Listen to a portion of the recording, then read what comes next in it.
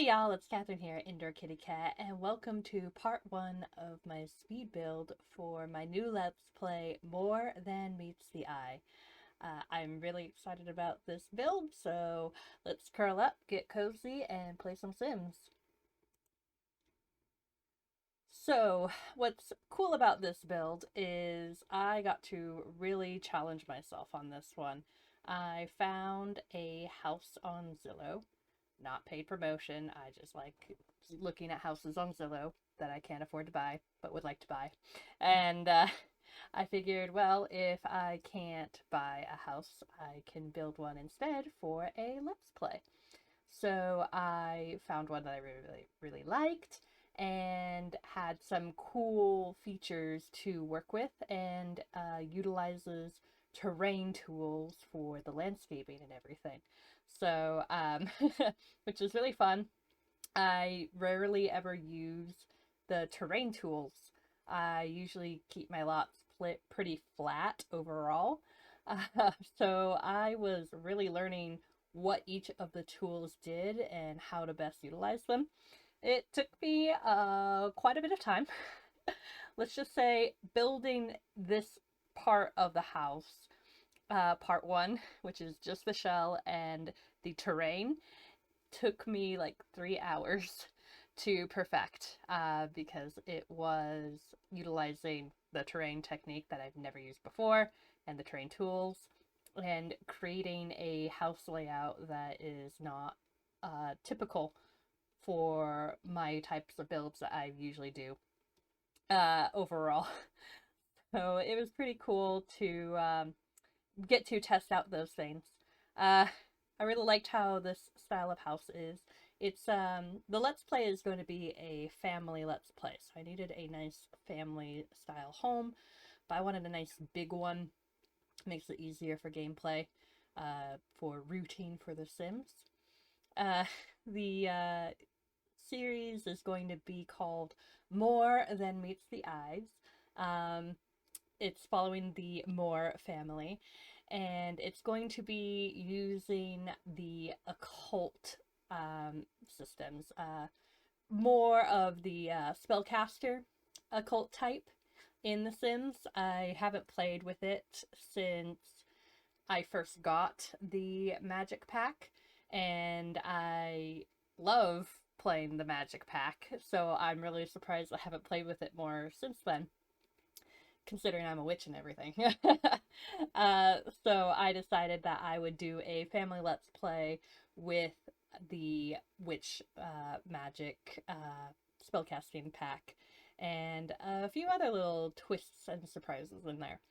I was very inspired by a popular TV show that a lot of people have been watching recently.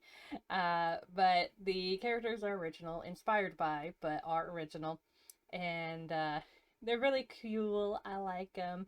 I'll be talking about them more in my cast video of them, uh, where I show how I make them and all of their outfits and everything, and I will tell you more about their background information. But yeah, I found this house on Zillow, and I really wanted to build it because I think it's really pretty on the interior.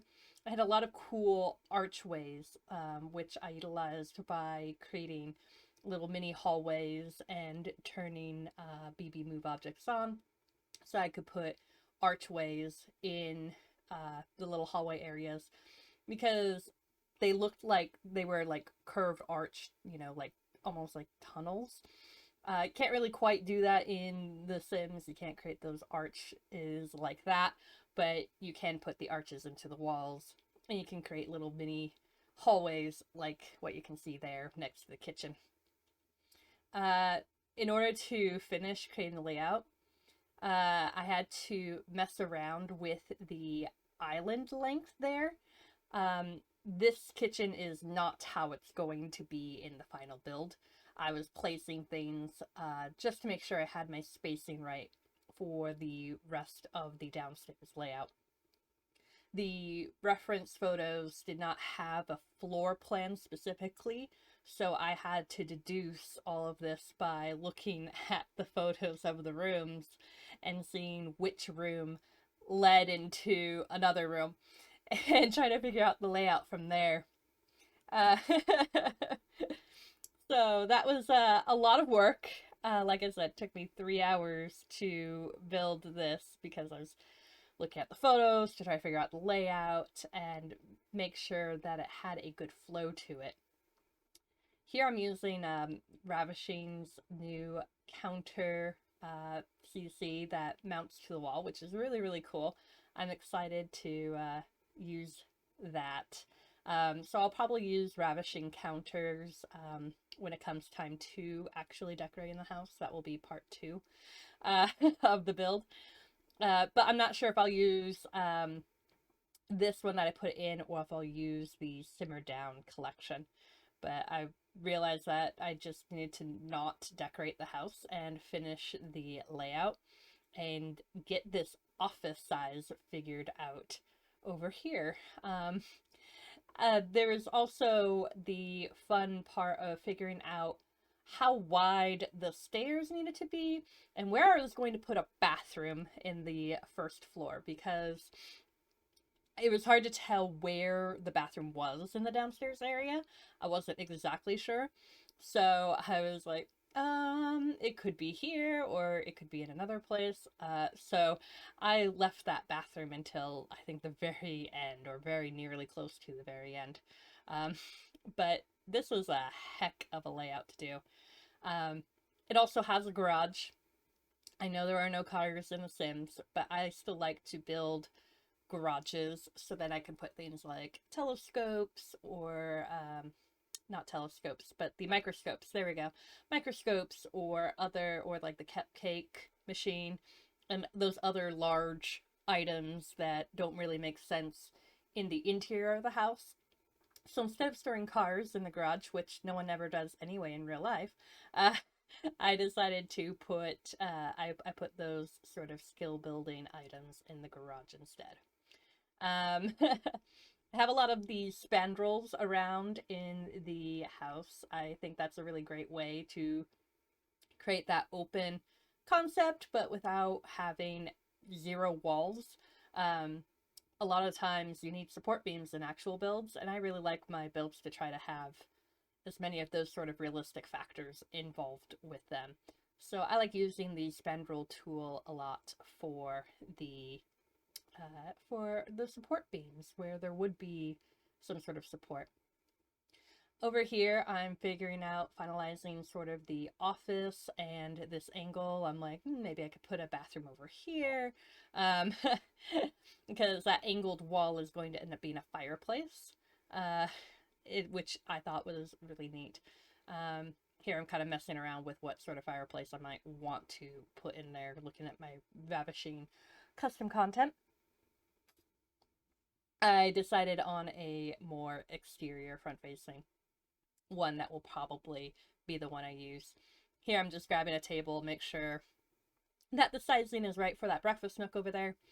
And I'm trying to figure out what this archway over here was going into. I then realized later that's probably where a bathroom is, where this extra arch was. So I decided to expand the office and start building the downstairs bathroom right here, kind of next to the garage. I figure I'll probably add laundry somewhere in the garage as well, or create a laundry room. Haven't decided yet. I don't know if I did decide. I then wanted to have the open staircase, and I did not realize how difficult it is to do this open staircase to the floor below. I was on the struggle bus, y'all. I had to keep building walls and deleting floors and building walls.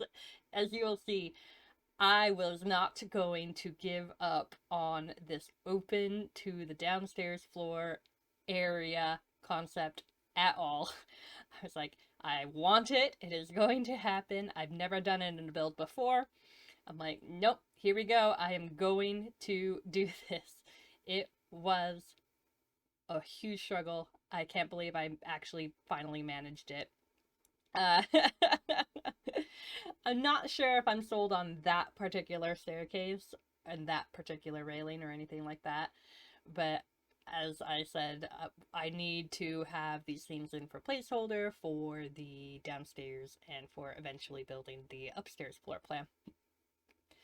So I am now working on making sure I have roofing and a ceiling for all of the upstairs. For some reason, it kept wanting to create random gaps for the ceiling, and I had to create walls on the top floor, and yeah, so I had to do a lot of hacks and cheats to get everything all closed up and to look like it was a single room. I mean, it gives you a lot of respect for actual real life architects because they have to think all these things through ahead of time. Can't just randomly add a wall, willy-nilly to make sure you have a proper ceiling support. So, it's pretty intense. The terrain tools, let me tell you. My goodness. So, because it was a sloped driveway going up to the front of the house there. And I have never worked with those terrain tools before. And it was absolutely bonkers trying to figure out getting the level to a certain height tool to be at the right height. Like, it would not, it would either be a little too high, and then I move it, and then it'd be too low again, and going back and forth on that. I have to actually end up going back to the terrain later and fiddle around with that. It was madness, I tell ya. Make sure you know what you're doing with terrain tools before you mess with them. Or don't, and be like me, and just go for it anyway. So up here, I'm creating the floor plan. There was a weird glitch with this wall that I ended up solving by just redrawing the wall, so I was very grateful that that worked out. I needed more of those cool archways and sort of beams and things like that. It had a lot of cool cutouts, and like I said, it was just a very interesting house build, and I just thought it would be really cool in The Sims, and I was right. It was really difficult to build, but worked out really, really nicely. So there will be the master bedroom, and then 2 bedrooms, and then kind of a bonus room loft sort of, extra area as well. The master will have a beautiful ensuite as well. Let's see here. At this point, yes, I went back to the backyard very briefly. It had a lot of cool wrought iron fencing. I couldn't decide what sort of wrought iron I wanted yet for it. So I go back and I think I'll replace it later. I think I have vampires on there for right now. But it was too tall. I needed something shorter. So I'll be going back and changing that later. Here now, I'm starting to work on the master ensuite. This is where I think I'll be incorporating the build items when I get to decorating from the spellcaster pack, because there's a lot of really beautiful pieces of furniture in there, and honestly a lot of them kind of remind me of the furniture pieces that I grew up looking at, like my parents' dressers and their tables and things like that. What I liked about the master bedroom was that it has the bedroom, and then it has kind of this walk-through where you have wardrobes, and then you can go into the walk-in closet, and then you have the bathroom ensuite situation as well. So I think that is going to be really nice to play with. It's going to have this beautiful walk-in closet right over here. I wanted to see what kind of bathtub I may want in there, and I'll be creating a walk-in closet. Here I realized I had a random gap in the ceiling again, so I had to fix that all up. And now we get to roofing. Roofing is, after terrain paint, not terrain paint, but the terrain tools and making hills and stuff, roofing is just as difficult. This is probably not it's probably not overall a difficult house to roof. But for someone who usually tries to keep the build simple so that the roofing ends up being simple, this had to use a lot of roof pieces. And I had to keep redrawing the ceiling and adding more walls and knocking them down. So I could make sure that I had plenty of space to work with placing roof pieces. I was very fortunate to have the reference photos from that I was looking at to help me figure out what sort of roofing pieces to use where. So, highly recommend if you are new to building and you're not so sure on what to do, definitely look up floor plans and look on Zillow and get inspiration that way. And look at the reference photos for how to do the roofing, because I will tell you, I would not have been able to figure out this roofing on my own using my own imagination. Not yet, anyway. Hopefully, I'll get better at that and kind of know what pieces to use where in the future without having to look at as many reference photos. But on this build, definitely needed the reference photos, and it helped a lot. Right now, I'm just kind of placing some windows around to see where I want them. Windows, they always look weird when you're looking at the game The Sims, the placement of them. But in actual life, like, you don't really think about how your windows are placed and how they look, to the outside world, because the windows work for the room themselves. So it looks weird on their own when you're just looking at the house from the exterior, but they make sense for the floor plan inside. I'm now doing a little bit more terrain work. I was a little more confident with how the tools worked at this point, but it was still difficult to work the height slider for the level to height terrain tool. It moves so quick. I wish there was a way to use arrow keys or something. But it had this kind of raised deck and a sloped backyard, and I wanted to replicate that in my build as well, so I'd have a little bit more intrigue and interest for the build itself and for landscaping when I get to that in part 2. Part 2 is going to be adding all the interior stuff and also landscaping, and that's going to be kind of crazy.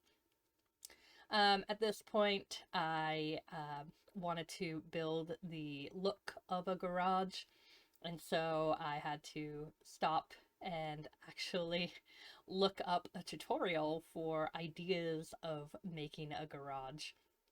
I ended up doing kind of my own thing overall, and and it worked. I used those little rectangle windows that you can see that are already there, and I used 2 pillars and I placed them where I wanted them to be, and I just used alt place to put the windows up at the top of the pillars, and that made it look like a closed off and rectangular garage door.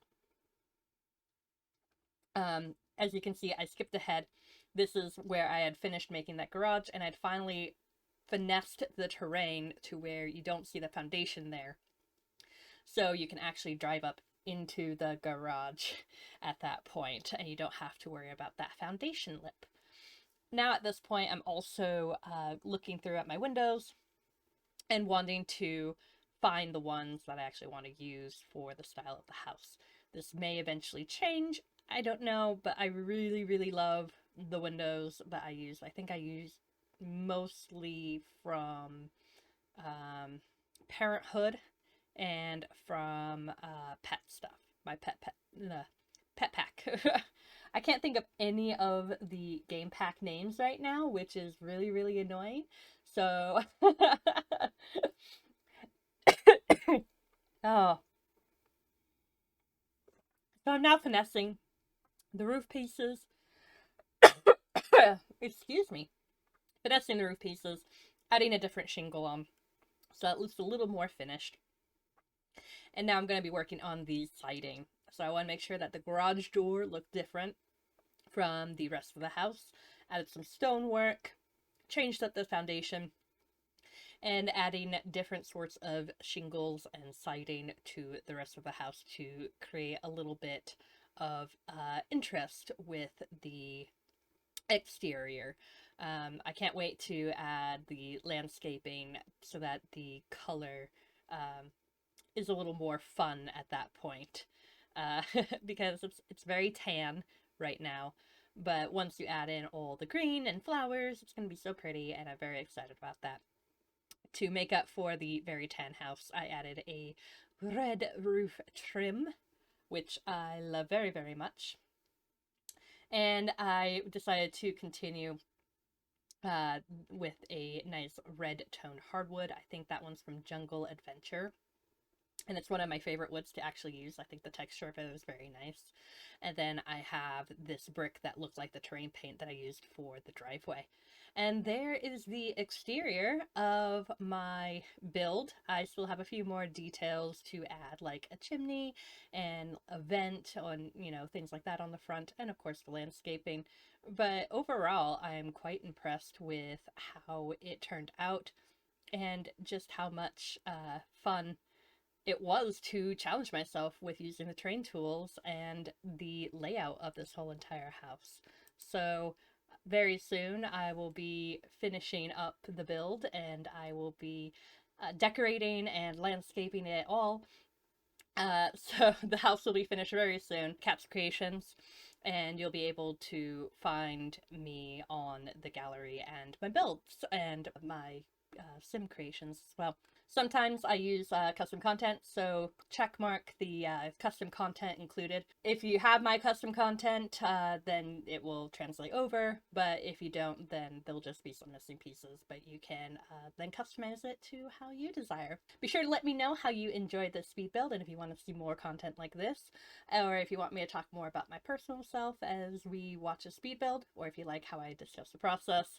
And also don't forget to submit your own creations to me underneath hashtag IndoorKittyCat and hashtag Kreations4Cat. Those are typed out in the description below, so you know how to spell everything.